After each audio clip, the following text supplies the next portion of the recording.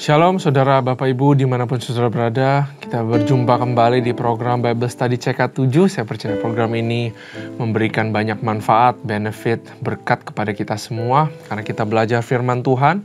Dan firman Tuhan inilah pelita di dalam kehidupan kita. Karena itu saya mau ajak kita memuji dan menyembah Tuhan. Mari kita berdoa kepada Tuhan supaya Tuhan bisa datangkan pewahyuan kepada kita semua.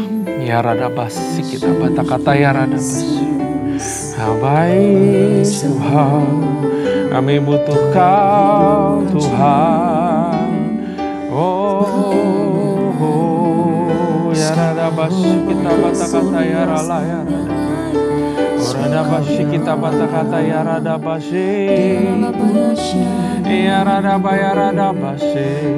Ya rala ya nama ya radabasi. Ya nama ya radabasi.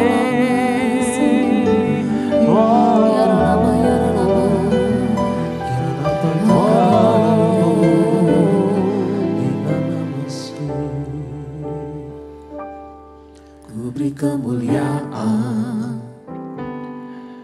dan hormat, ku angkat suara pujian, ku agungkan namamu.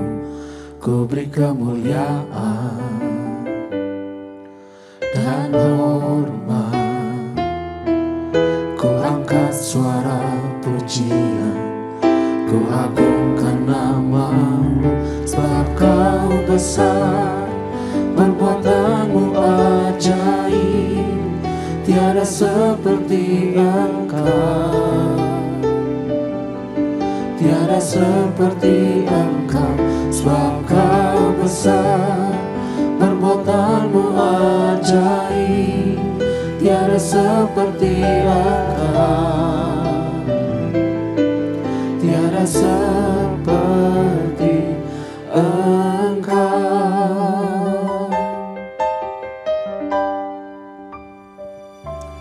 Ku beri kemuliaan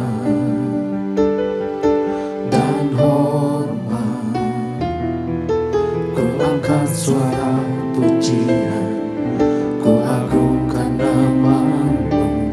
Ku beri kemuliaan dan hormat, ku angkat suara pujian, ku agungkan namamu. Sebab Kau besar, perbuatanmu ajaib, tiada seperti Engkau, tiada seperti Engkau. Sebab Kau besar, perbuatanmu ajaib, tiada seperti Engkau, tiada seperti Engkau. Sebab Kau besar, perbuatanmu ajaib, tiada seperti Engkau, tiada seperti Engkau.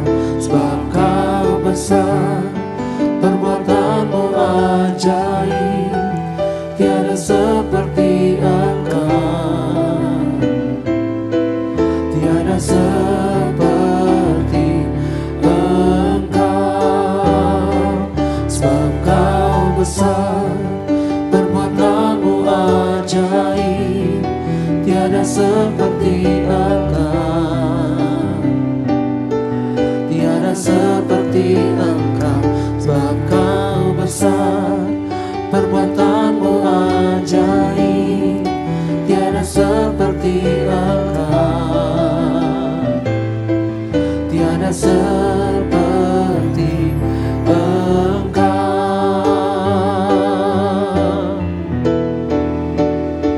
Sebab Kau besar, perbuatanmu ajaib, tiada seperti Engkau, tiada seperti Engkau. Sebab Kau besar, perbuatanmu ajaib, tiada seperti Engkau,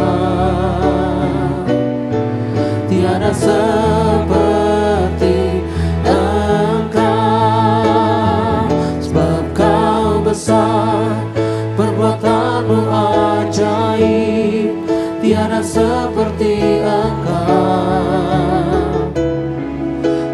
seperti Engkau, sebab Kau besar, perbuatanmu ajaib, tiada seperti Engkau, tiada seperti Engkau, tiada seperti Engkau, tiada seperti Yesus.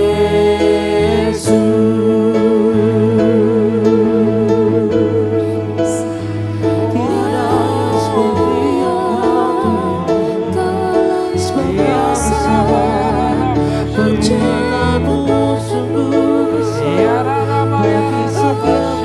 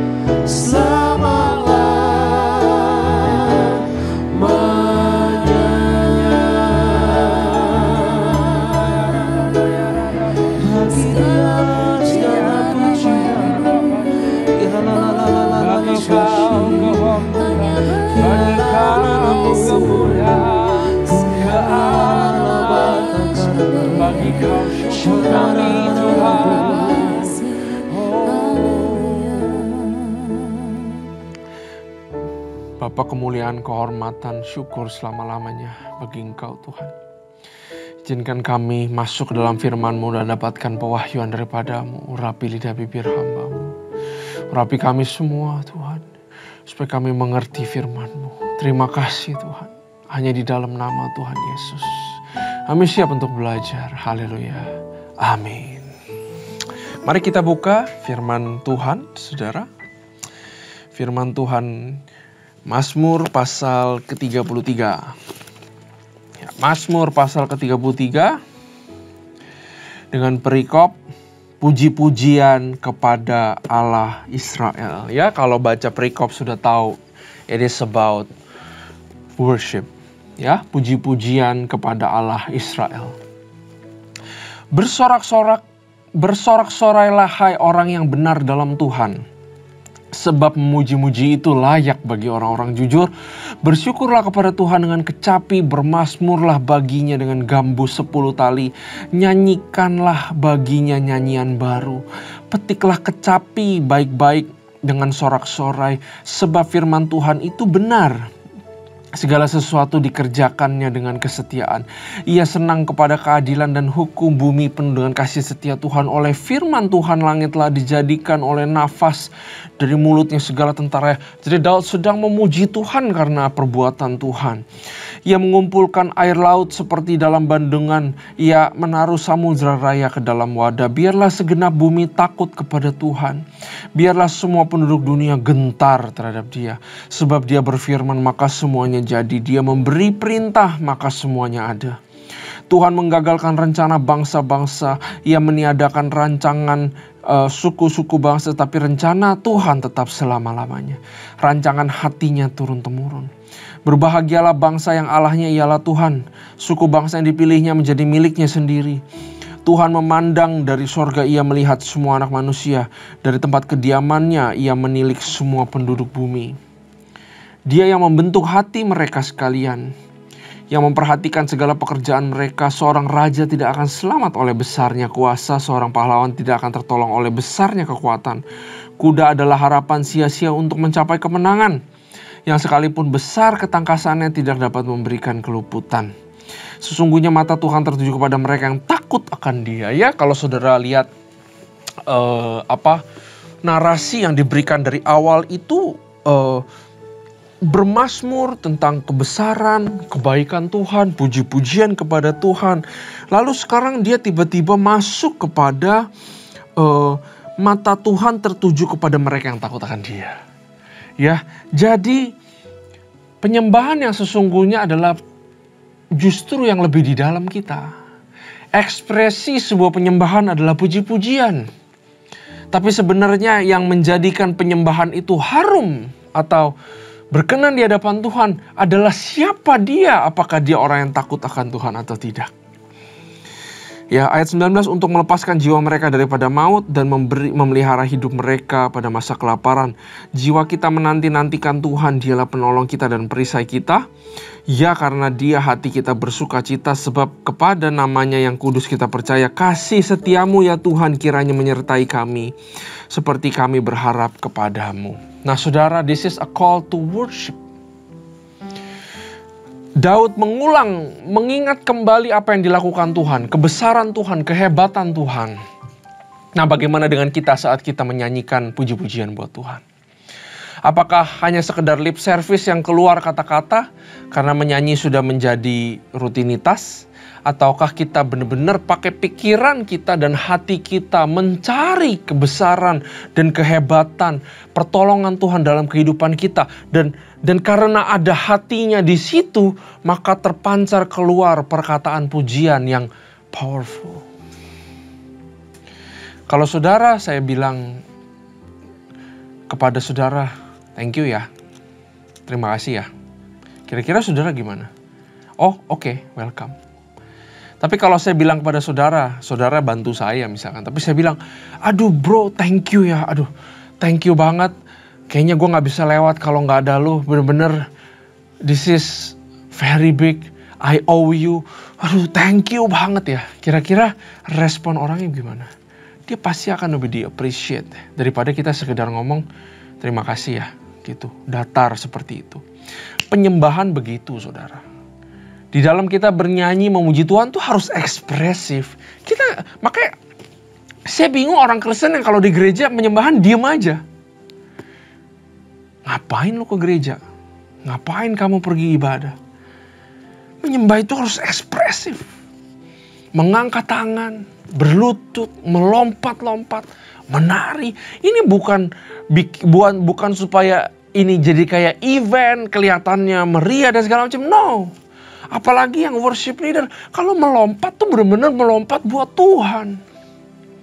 Menyanyi itu benar-benar menyanyi buat Tuhan. Kalau bisa 1 jam sebelum kamu maju ke panggung, sebelum kita bernyanyi di ibadah raya, pikirkan dulu, doa dulu, apa kebaikan Tuhan. Dapetin dulu itu alasannya kenapa kamu memuji Tuhan. Karena Tuhan gak suka dipuji tanpa alasan. Daud ini kasih kita cara untuk memuji menyembah Tuhan. Dia kasih tahu dulu bagaimana Tuhan perbuatannya besar, ini, itu. Dia udah kesemsem dulu sebelum menyanyi, saudara. Itu penyembahan yang powerful. Kesemsem dulu sama Tuhan. Tersentuh dulu akan kebaikannya dia. Waktu saudara menyanyikan pujian, saudara akan tahu sendiri bahwa pujian ini ibaratnya kalau dupa yang harum itu asapnya nyampe. Daripada sekedar cuma nyanyi. Daripada sekedar cuma nangis karena melodinya memang miring-miring, saudara. Karena memang alunan keyboardnya seperti organ, seperti ini, lembut. Sehingga saudara terbawa emosi, nangisin apa? Ya, memuji Tuhan itu perlu alasan. Pikiran harus bekerja, gak bisa plong. Harus bekerja, kenapa saya memuji Tuhan? Harus aktif, saudara. Ekspresif, angkat tangan. Ya, Tuhan suka kalau kita memuji Dia dengan ekspresif. Itu yang pertama. Yang kedua, siapa yang memuji Tuhan? Itu penting. Apakah dia orang takut akan Tuhan? Apakah enggak? Ya. Worship itu, bahasa aslinya itu sakah, saudara. Sakah itu berlutut, membungkuk rata dengan tanah, tiduran. Memuji atau menjadikan objek yang disakah atau disembah itu the only one that deserve praise and worship. Hati itu, worship berbicara mengenai hati. Terlebih dahulu sebelum bibir. Di dalam worship ada iman. Karena worship proskuneo, seperti menjilat tangan tuannya. Seperti anjing menjilat tangan tuannya. Harus ada kedekatan. Waktu Abraham bilang kami akan worship, kami akan sembayang, dan kami akan kembali lagi. Ada iman bahwa Ishak tidak bakal mati, saudara. Karena kalau ngomong worship, mau ngomong puji-pujian, pengamen juga nyanyi lagu pujian, saudara. Sampai sekarang lagi. Dari saya dulu waktu umur belasan, kalau makan malam pergi makan sate di mana di pinggir jalan, yang ngamen lagu-lagu pujian, lagu-lagu Kristen. Sampai sekarang juga masih. Tapi apakah mereka memuji Tuhan? Mereka nggak memuji Tuhan. Orangnya, apakah orangnya punya hubungan sama Tuhan atau tidak? Kalau saudara nggak punya hubungan sama Tuhan, percuma kamu nyanyikan puji-pujian buat Tuhan. Nggak bakal ada yang terjadi. Kita jemaat itu bisa rasakan loh bedanya. Waktu pujian dinyanyikan itu, something happen or not, saya bisa rasakan. Kita pun nggak bisa menipu diri sendiri. Kalau hatinya tidak menyembah Tuhan, mau nyanyi lagu sebagus apapun nggak akan terjadi apa-apa. Hubungan apa yang kita miliki sama Tuhan? Bagaimana hubungan kita sama Tuhan? Siapa saya, siapa dia? Ada hubungan apa enggak? Kalau saudara mengenal Tuhan secara dalam, maka fales pun jadi puji-pujian, penuh kuasa, mujizat terjadi, sorga kebuka. Itu worship. It's about us. Hati kita gimana buat Tuhan? Tentang kita tapi terakhirnya buat Tuhan. It's all about Him tapi ada hubungannya dengan kita. Bagaimana hubungan kita dengan Tuhan? Abraham orang yang taat. Ini cerita worship pertama di Alkitab, saudara. Kenapa dia bisa taat sampai disuruh bunuh anaknya yang dia tunggu 100 tahun, ratusan tahun itu? Kenapa dia bisa yes? Kalau waktu disuruh sembayang, mempersembahkan Ishak. Karena hubungan dia sama Tuhan di atas segala hubungan dia sama siapapun di muka bumi. Itu Abraham. Sehingga walaupun dia gak nyanyi, dia worship God di gunung itu. Tuhan bilang, aku tahu kamu setia. Wow. Bayangin saudara punya ketaatan. Saudara punya hubungan yang sejati sama Tuhan. Begitu saudara nyanyi. Waduh. Hati raja tuh rasanya kayak dirayu saudara. Apa aja yang kamu minta akan aku kabulkan. Itu loh hatinya Tuhan. Tapi kadang kita menyanyi cuma nyanyi aja saudara. Mau gak saya ajak kita ubah? Yuk. Worship from the heart. Makanya saya bilang heart of worship. Bukan tekniknya, hatinya yang kita ubah. Hubungan apa yang kita punya. Dan worship juga berbicara mengenai persembahan apa yang dibawa ke Tuhan. Gak pernah ada worship tanpa membawa sesuatu kepada Tuhan. Saat kita sakit, kita memuji Tuhan, kita bawa korban pujian. Tapi persembahan selalu harus dibawa di dalam namanya konteks worship. Jadi saya mau luruskan lagi ya saudara. Praise and worship 30 menit di gereja setiap hari Minggu, itu bukan buat kamu. Itu buat Tuhan. It's not about you. It's about God. Makanya saya kadang-kadang suka bingung. Saya merasakan Tuhan. Wah, worshipnya hebat ya. Saya dijamah Tuhan. Bukan buat kamu. Gak usah dibanggain jamah Tuhannya. Yang harus dibanggain adalah, wah di worship tadi saya lihat semua orang benar-benar memuliakan Tuhan dengan tulus hati. That's worship, that's praise. Bukan buat kita. Worship itu bukan ciptain satu keadaan atmosfer supaya tiba-tiba Tuhan jamah lalu ngomong kasih kamu berkat, selesaikan permasalahanmu. No. Worship tujuannya kepada satu objek, Tuhan aja. Makanya kalau saya worship sendiri di rumah, saya kadang-kadang sudah nggak terlalu suka nyanyiin lagu yang buat saya. Tuhan tolong saya, Tuhan ini saya, Tuhan itu saya. Kalau saya nyanyi, saya mau mengagungkan dia. Saya mau memuji dia. Saya mau menyembah dia. It's all about him. Jadilah saya yang kecil dan dia yang semakin besar. Karena saya tahu saat saya meninggikan dia, saat dia menjadi besar dalam kehidupan saya, masalah apapun gak ada yang gak bisa saya hadapi. That's worship. Ya, apa persembahan yang saudara bawa kepada dia? Gampang banget. Segala hidupmu, tubuhmu, tanganmu, tenagamu, waktumu, uangmu, pikiranmu, apakah di dalam kehidupan sehari-hari kamu berbuah buat orang? That's worship. Saat kita dari bayi rohani menjadi dewasa dan menjadi berbuah. Saudara, tujuan kekristenan adalah berbuah ya, bukan dewasa. Dewasa itu artinya berbuah. Saat kita bisa berbuah dan menjadi berkat buat orang melalui segala sesuatu, entah itu uang, entah itu pertolongan tangan, entah itu penguatan, entah itu doa, saat kamu berbuah, you are worshiping God. Justru worship kepada Tuhan, menurut saya adalah setelah kamu pulang dari gereja, worshipmu dimulai. Karena waktu kamu 2 jam di gereja, kamu diajak worship, kamu diajak ibadah. Tapi keluar dari ibadah, worshipmu dimulai. Bagaimana hidupmu di rumah, bagaimana hidupmu di kantor, bagaimana hidupmu sendirian. Apakah kamu jadi terang, apakah kamu jadi garam, apakah kamu jadi buah, apakah kamu hidup benar. Itu worshipmu. Makanya selalu pastikan Senin sampai Sabtu hidupmu benar di dalam Tuhan.